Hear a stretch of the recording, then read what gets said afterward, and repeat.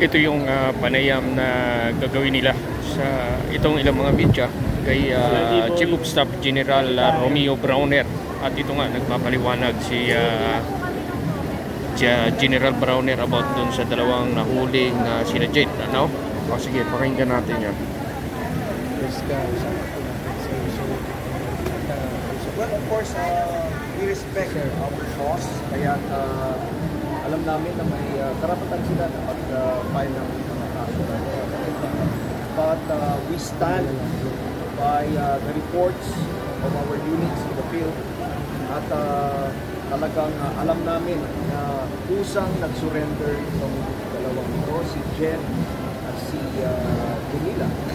And naawa lang kami, no, na nagagamit sila ng mga kaliwang grupo for their own interest. Kawawa naman po itong mga kabataan natin. Sana ay palayain na nila sila, no?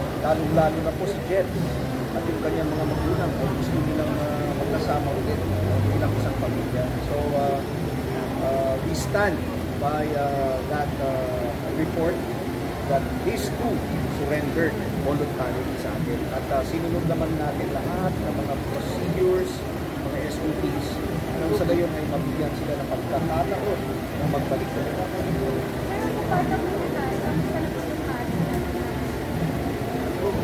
Well, tuloy-tuloy ko yung ating